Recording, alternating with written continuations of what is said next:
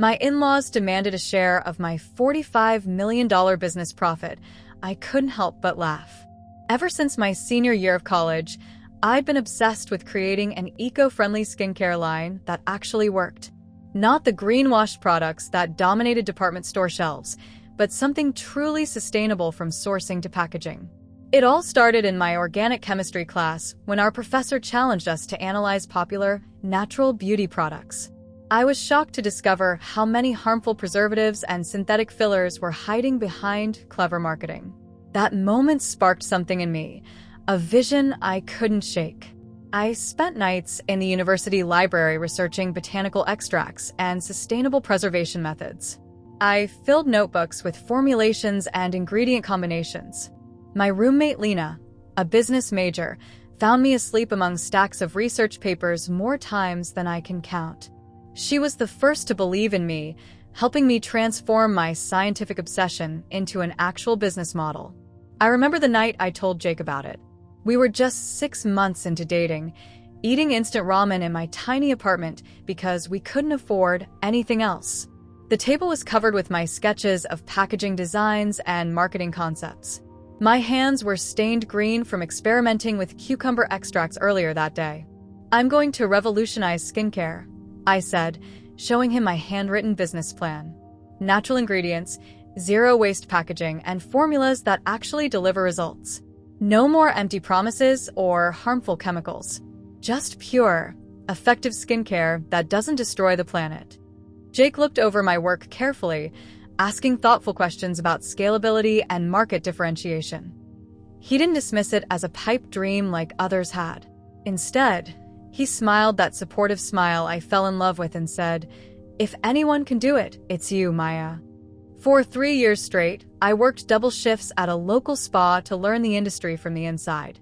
I watched how customers interacted with products, what concerns they had, what language resonated with them. During the day, I absorbed everything I could about the beauty industry. At night, I developed my first products in our apartment. Our living space became my laboratory. I maxed out 2 credit cards buying small batch ingredients and testing equipment. I sold my beloved Honda Civic, the first car I'd ever owned, to fund manufacturing samples. We converted our apartment's second bedroom into a lab that smelled perpetually of essential oils and shea butter. Jake would come home to find me measuring pH levels and adjusting formulations by decimal points, determined to create products that were both gentle and effective. "This one's almost perfect," I'd say, handing him the 15th iteration of a face serum. "Just need to stabilize the vitamin C a bit more." He'd dutifully test each version, his skin becoming noticeably better despite his initial skepticism about face goop, as he called it. His support never wavered, even when we had to cancel vacations, because I'd spent our savings on a new batch of sustainable packaging. The first time I met Jake's family for dinner, I was nervous, but excited to share my passion. His parents, Robert and Diana, were successful corporate professionals who had put Jake through an expensive private education. His sister Emily, 2 years older than Jake, had followed their footsteps into management consulting. "So, Maya," Diana asked over appetizers, "what do you do for work?" I explained my vision enthusiastically, perhaps too enthusiastically, detailing my research and progress on formulations. Emily, who had been typing on her phone, looked up and rolled her eyes. "It's cute you think you can compete with Neutrogena," she said, exchanging knowing glances with her parents. "Those big companies spend millions on research and marketing. What can you possibly offer that they don't? Besides, the natural beauty market is already saturated." Jake's parents nodded along, their expressions a mixture of pity and condescension. Diana reached over to pat my hand. "Maybe you should consider something more realistic, dear. Corporate jobs have benefits, retirement plans. Jake tells us you're quite bright. I'm sure you could get something entry-level at a proper company." The conversation quickly shifted to Emily's recent promotion and her company's expansion into Asian markets. My business wasn't mentioned again, except when Robert jokingly asked if I could whip up some aftershave for his sensitive skin. Over the next 2 years, I tried to include Emily many times. I thought having a business-savvy family member might help, and I genuinely wanted Jake's family to see my serious commitment. I invited her to product development meetings, asked for her opinion on packaging designs, even offered her exclusive samples to test. Each time, she had an excuse or simply didn't respond. Once, I cornered her at a family barbecue with prototype samples. "I'd really value your perspective on these, Emily. Your experience in marketing could be helpful." She glanced at the small glass jars, barely touching them. "I'm really swamped right now. Besides, I don't use organic products. They break me out." She walked away to join a conversation about investment properties. "Don't take it personally," Jake would say later. "That's just Emily. She's always been dismissive of other people's dreams."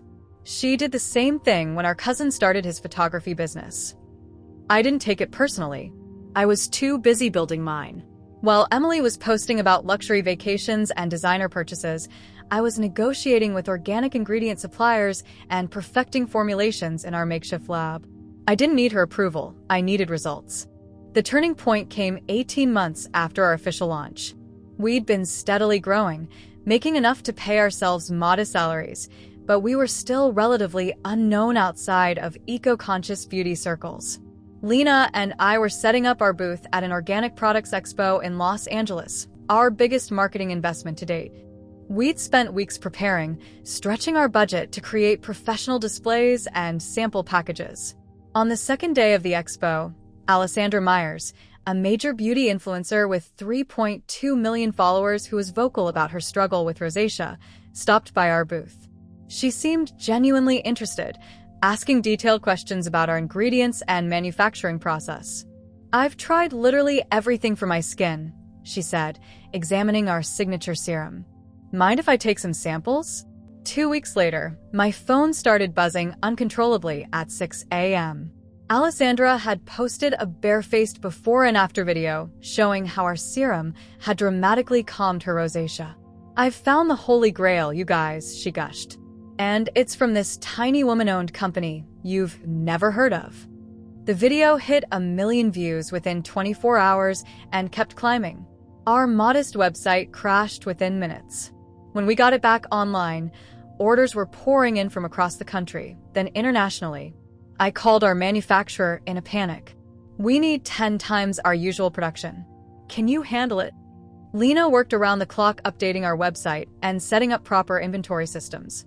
We hired 3 people that week just to handle customer service. I barely slept, answering technical questions about formulations and monitoring production quality. Then the emails from retailers started arriving. First, boutique beauty stores, then 3 major national chains. A venture capital firm that specialized in sustainable brands reached out, offering funding for expansion at a valuation that made me dizzy. The press release announcing our series of funding went viral in the beauty industry. Overnight, we weren't just a skincare brand. We were a success story, the eco-friendly disruptor everyone was talking about.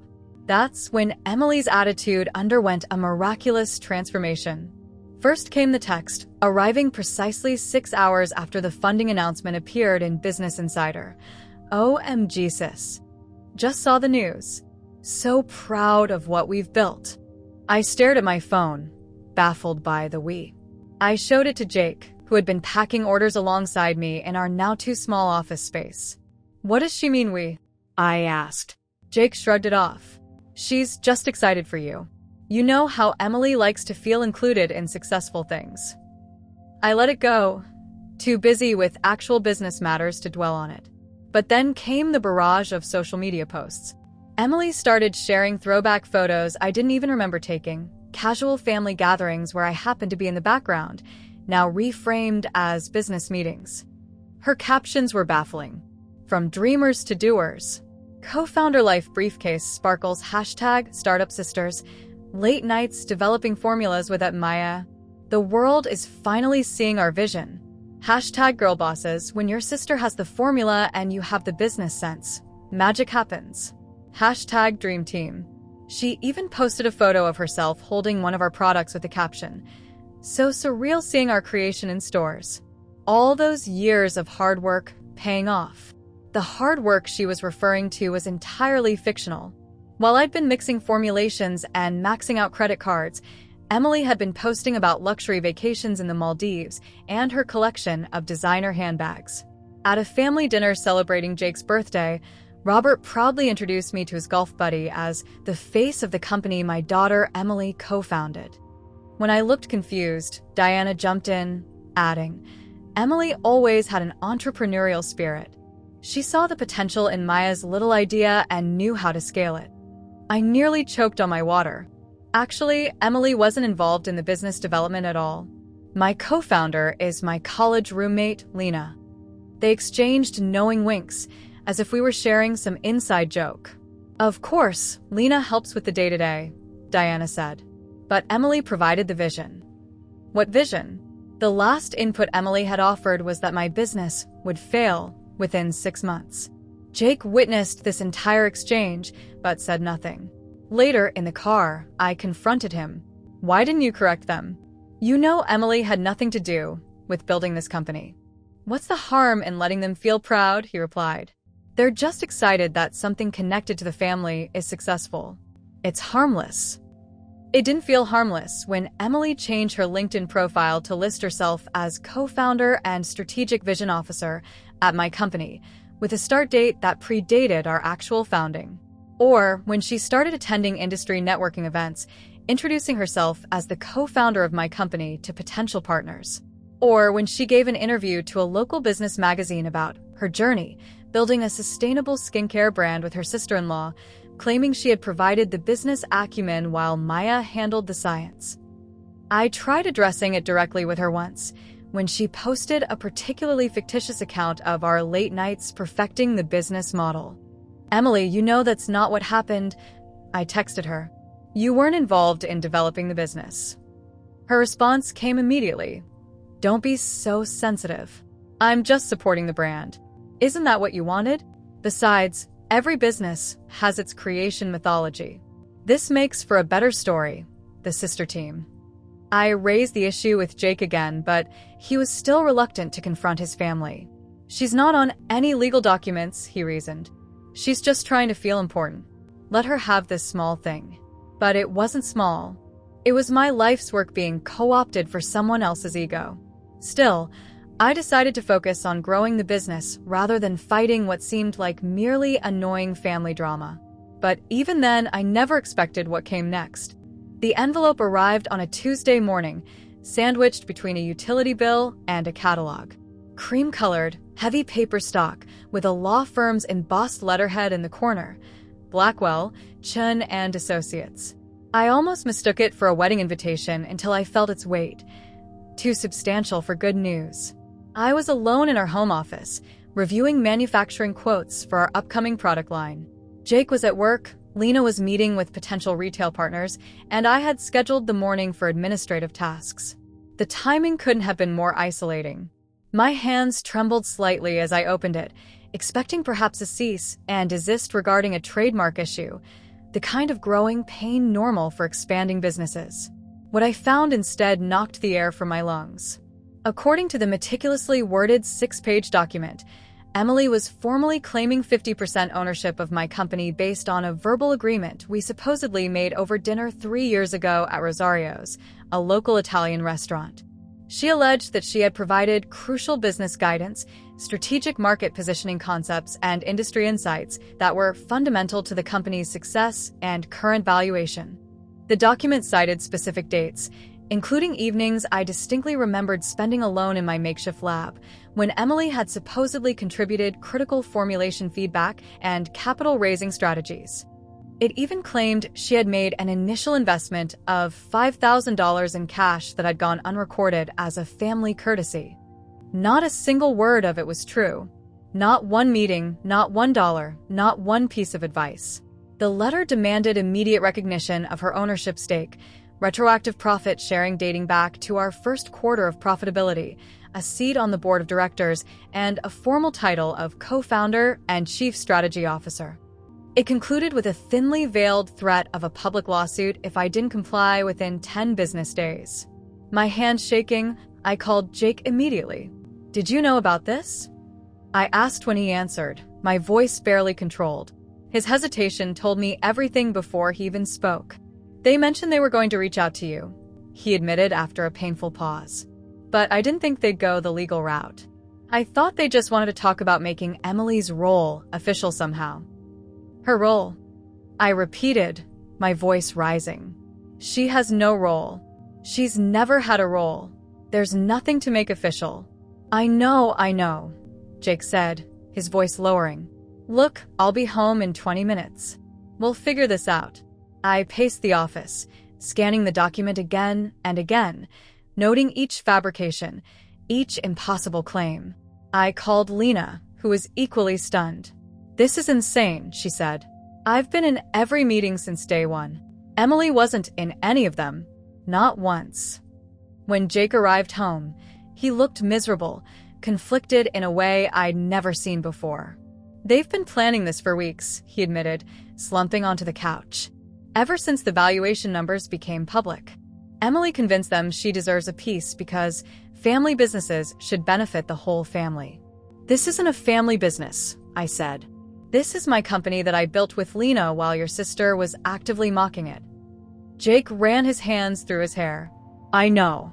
I told them that. But they've convinced themselves that without their support, meaning letting us live our lives without interference, the business wouldn't exist. That night, Jake's parents called. Instead of apologizing for their daughter's actions, they doubled down with breathtaking audacity. This was always meant to be a family business, Robert said sternly, his corporate executive voice in full effect. Emily has been part of this from the beginning in spirit. In spirit, I repeated, stunned by the phrase. Yes, she's been your biggest supporter, Diana insisted, completely rewriting history with such conviction I almost questioned my own memories. She's always believed in you. My biggest supporter? She called my products recycled goop and hasn't shown a single moment of interest until we secured funding. That's not how she remembers it, Robert replied coldly. And frankly, it's not how we remember it either. Family supports family. We welcomed you, provided emotional support during your building phase. That's worth something. Worth something? You think that entitles Emily to half my company. Don't be dramatic, Diana said dismissively. 50% is simply a starting negotiation point. We're reasonable people. 30% would be fair. I was speechless. The calculation, the entitlement, the complete detachment from reality. It was staggering. The worst part came when they put Jake squarely on the spot. You need to decide where your loyalties lie, son. With your wife's selfishness or with your family's values. Blood is thicker than water. Jake stood there, phone on speaker between us, visibly torn. These were the people who had raised him, whose approval he'd sought his entire life. But he had also witnessed firsthand every late night, every sacrifice, every moment of doubt and triumph that had built this business.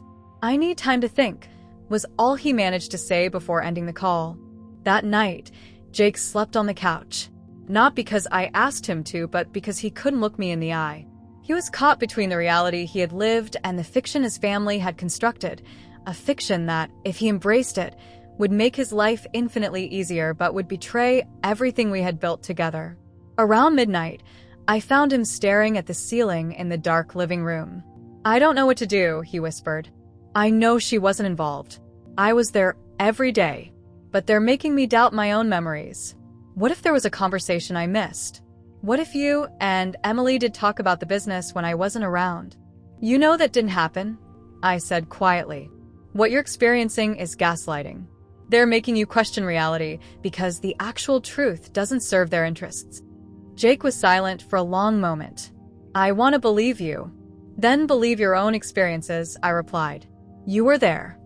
I left him to his thoughts, returning to our bedroom, where I spent the night researching business attorneys instead of sleeping. By morning, I knew exactly what I needed to do. The next morning, I called Lena at 6 a.m. She answered on the first ring. Neither of us had slept much. You're not going to believe this, I told her, explaining Emily's claim in detail. Are you kidding me? Lena exclaimed. The woman who told you at your wedding that playing with face creams wasn't a real career? The same person who asked me last Christmas if our products were just expensive Vaseline with herbs? Hearing Lena's indignation, Her recall of Emily's exact dismissive words validated my own memories. I wasn't misremembering or exaggerating.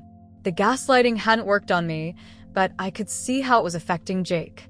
"We need to gather everything," I said. "Every shred of evidence that proves she wasn't involved." "I'm coming over," Lena replied. "And I'm bringing my external hard drive with all the backup files." By 7 a.m., we had converted our dining room into an impromptu room. We started chronologically, creating a detailed timeline of the company's development, every meeting, every decision, every milestone, with supporting documentation for each. I had meticulously documented everything from the start, partly because I'm organized by nature, but mostly because as a small business owner without connections or family money, I knew proper documentation could make or break a company. My scientific background had taught me the value of detailed records. We gathered every version of the business plan dating back to my college notebooks, email threads showing product development with timestamps and participant lists, meeting minutes that never once mentioned Emily, financial records showing my personal investments, credit card statements, and the record of my car sale, bank records proving no mysterious $5,000 cash deposit ever existed, our official partnership agreement with Lena, incorporation documents listing only Lena and me as founders, early customer feedback forms where I had personally collected responses, investor pitch decks and presentations, photos of our early DIY production setup in our apartment, lab notebooks with formulation iterations, all in my handwriting. Then came the smoking guns, the evidence that not only proved Emily wasn't involved but showed her active disdain for the business. Text messages from Emily mocking the business concept. A thread where she declined every single invitation to product development meetings. Her social media posts ridiculing overpriced natural skincare with a photo of products similar to ours. Email responses where she explicitly stated she was not interested in being involved in any way when I offered her samples to test. A handwritten note on her Christmas card from 2 years ago. "Hope your face cream hobby doesn't bankrupt you in the new year." Winking face.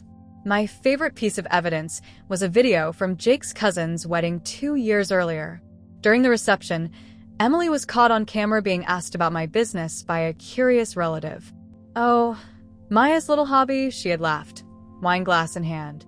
"I give it 6 months before she's begging for a real job." It's cute, but let's be real. No one's going to pay premium prices for homemade lotion when they can get the real thing at Sephora. Jake had been standing nearby in that video. He hadn't defended me then, but the footage clearly captured him hearing his sister's dismissal of my work. By Sunday evening, we had compiled everything into a comprehensive chronological file, with an executive summary documenting every claim in Emily's letter alongside contradicting evidence. "This is thorough," Jake said, flipping through the binder we'd assembled. He looked stunned, as if seeing the full picture laid out so clearly had finally cut through his family's manipulation.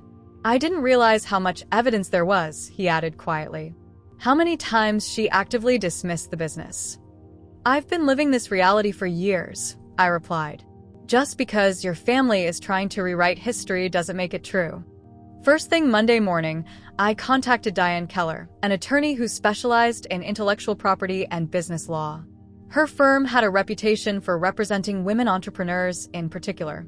I forwarded her the digital files and brought the physical binder to our emergency meeting. Diane reviewed everything meticulously, occasionally nodding or raising an eyebrow. "This is what we call a slam dunk," she said after examining the materials. "Their claim has no legal basis whatsoever. They're banking on family pressure and your desire to avoid conflict to get you to cave." She leaned forward, her expression serious. "But I'm curious, do you want to settle this quietly, or are you prepared to make this public if necessary? Because once we respond formally, this could get messy.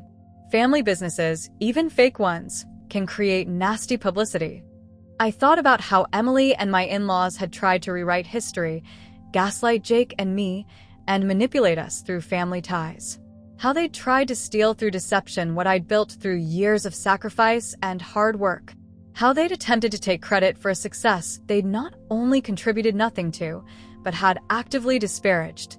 I remembered all the nights I'd worked until 2 a.m. while Emily posted from nightclubs, the maxed out credit cards while she vacationed in Europe, the years of doubt and struggle while she and her parents mocked my little hobby.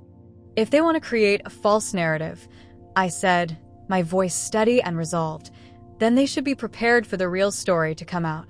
All of it, with receipts. Diane smiled. That's what I was hoping you'd say. Let's draft our response. Diane's response to Emily's lawyers was surgical, a point-by-point refutation of each claim, with selected evidence attached and a clear statement that we would pursue counterclaims for defamation and legal costs if they proceeded.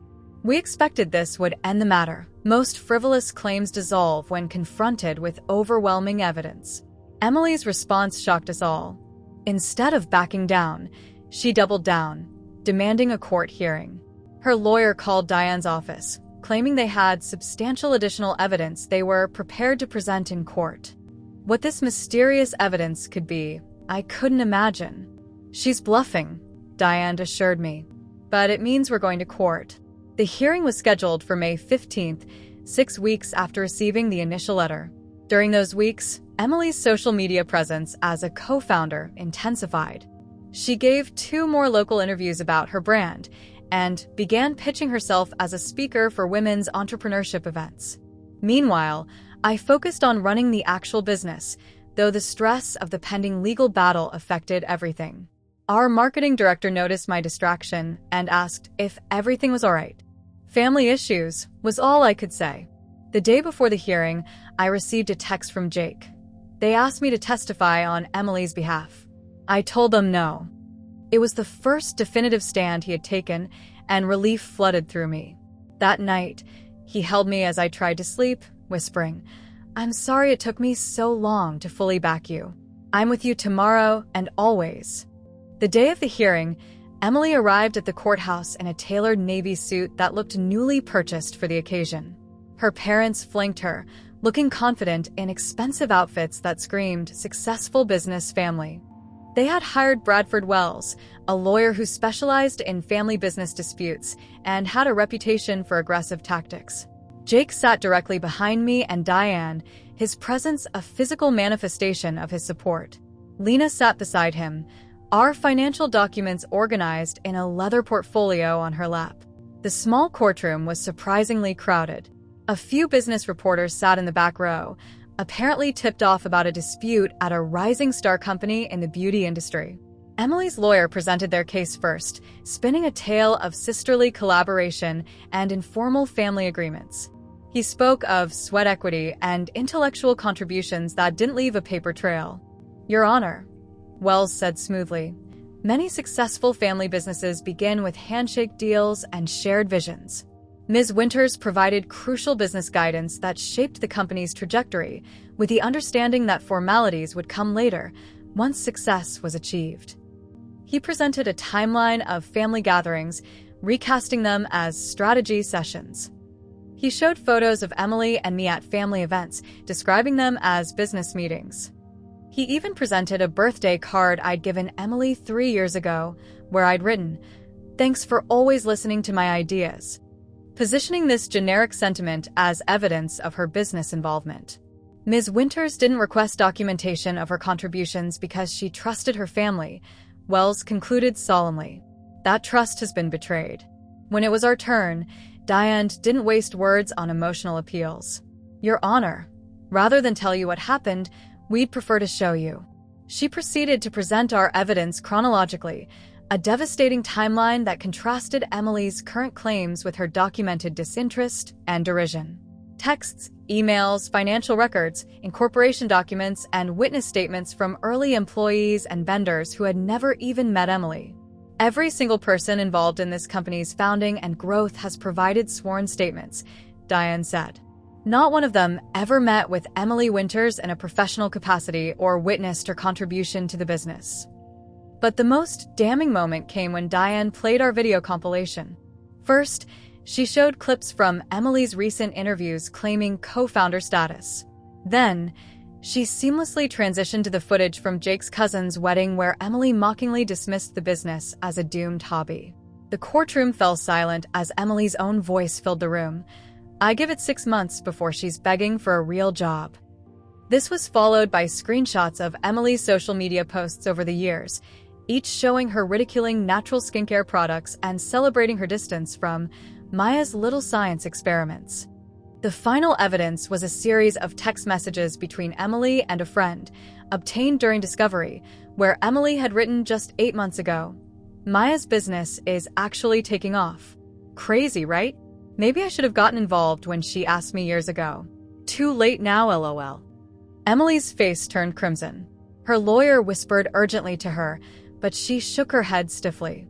Judge Patterson, a no-nonsense woman in her 60s with short silver hair and penetrating eyes, removed her glasses and looked directly at Emily.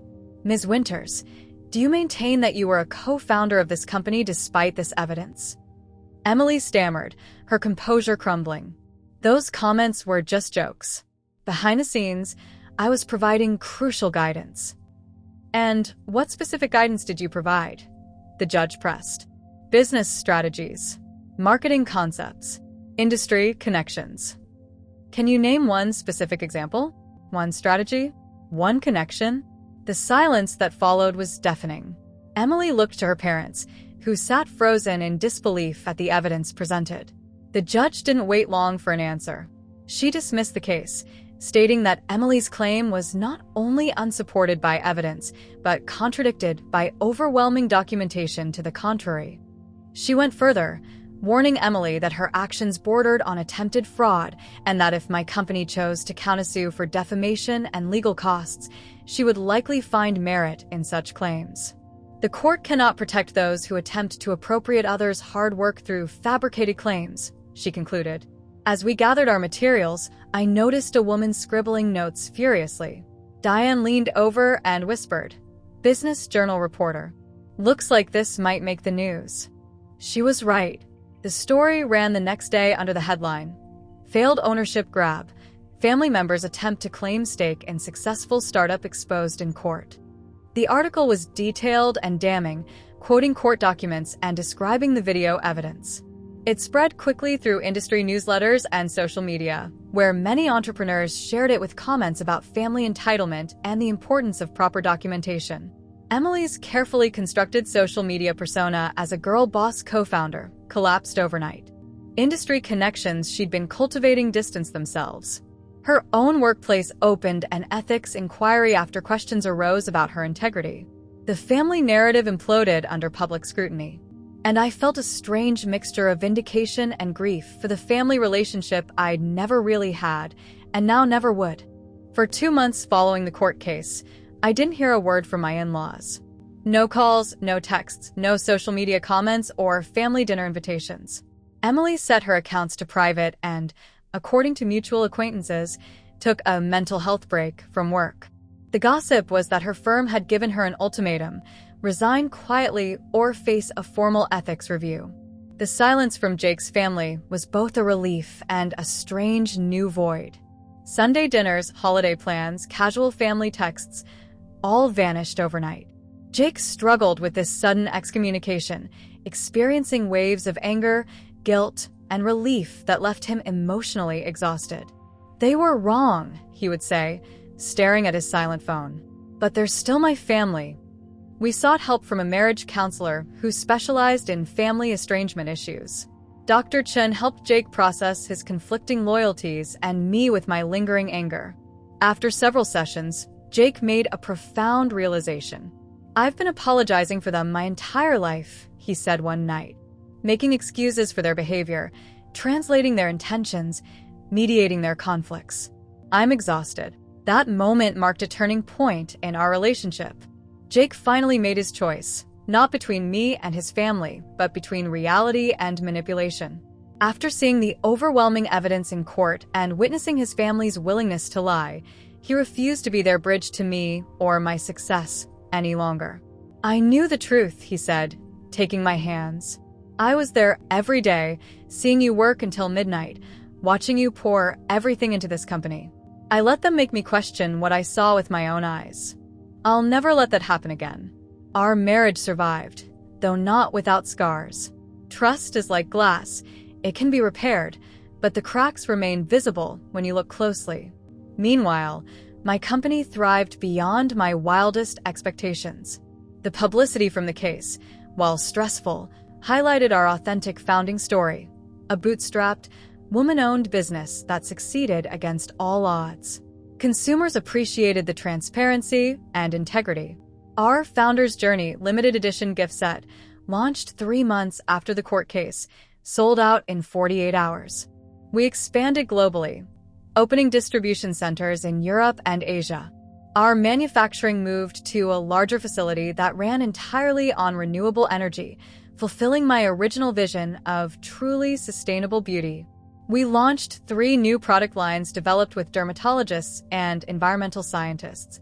By December, we closed the year with $45 million in profits, more than tripling our previous year's performance. Success brought new challenges, acquisition offers from beauty conglomerates, counterfeit products flooding certain markets, the constant pressure to innovate while maintaining quality. But these were good problems to have, the kind that came from achievement rather than deception. Then came the text from Jake on a Wednesday afternoon. My parents want to meet for dinner. They say it's important. What do you think? My first instinct was to refuse, but curiosity won out. What could they possibly want after all this time? Reconciliation? An apology? It seemed unlikely, but I agreed to hear them out. We met at Tavolo, an upscale Italian restaurant downtown. Neutral territory with enough ambient noise for privacy, but public enough to discourage dramatic scenes. I wore my confidence like armor. A tailored black suit, the subtle makeup from our best-selling collection, and the quiet self-assurance that comes from knowing exactly who you are and what you've built. Robert and Diana arrived precisely on time, looking older somehow, humbled by the public exposure of their behavior. Robert's hair had grayed considerably at the temples. Diana's usual perfect posture seemed slightly stooped. Emily wasn't there, smart move on their part. After awkward small talk about the weather and compliments on the restaurant's wine selection, Robert cleared his throat. I recognized the sound. It preceded all his important business pronouncements. We've been thinking about the future, he said, folding his hands on the table. About legacy and family security. I nodded, waiting, giving them nothing.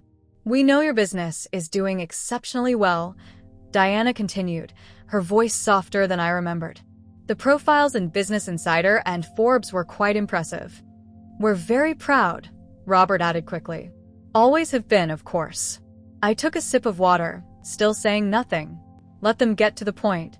And while what happened with Emily was unfortunate, Diana said carefully, choosing each word like she was disarming a bomb, we are still family. Robert leaned forward, entering what he considered his persuasive stance. We were hoping you might consider setting up some kind of family share. Nothing substantial, just a small percentage to help secure everyone's future. After all, family businesses traditionally benefit the whole family. There it was. Not an apology. Not reconciliation. Just another attempt at claiming what they hadn't earned. I looked at them. These people who had dismissed my dreams, supported a fraudulent claim against me, tried to manipulate my husband's loyalty, and now sat here asking for a handout as if nothing had happened. As if their entitlement was so natural, so ingrained that they couldn't even see how absurd their request was. I smiled, taking a deliberate sip of water before responding. You mean the same family that tried to sue me for a lie? No thanks. The shock on their faces was priceless. They genuinely expected me to agree, as if my success had a statute of limitations, as if enough time had passed that I might forget their betrayal or believe I somehow owed them a piece of what I'd built. I couldn't help it. I laughed. Not a bitter laugh, but one of pure liberation, the kind that comes when you finally see through manipulation that once held power over you. When you recognize the absurdity of entitlement for what it is. I've learned a valuable lesson about keeping business and family separate, I said, rising from my seat and placing my napkin beside my barely touched appetizer. It's a boundary I intend to maintain. Jake stood with me, taking my hand. There was no hesitation in his movement, no conflict in his eyes. As we walked out, leaving his parents with the check, he whispered, I've never been prouder to be your husband. That laugh in the restaurant wasn't about spite or revenge. It was about freedom. Freedom from seeking approval from people who would never truly give it, from feeling obligated to those who only saw me as a resource to exploit, from doubting my own experiences in the face of others' manipulation. That laugh marked the moment I truly owned my success, not just legally or financially, but emotionally. No more guilt, no more doubt, no more allowing others to diminish what I had built. Sometimes, when faced with outrageous entitlement, laughter truly is the only appropriate response.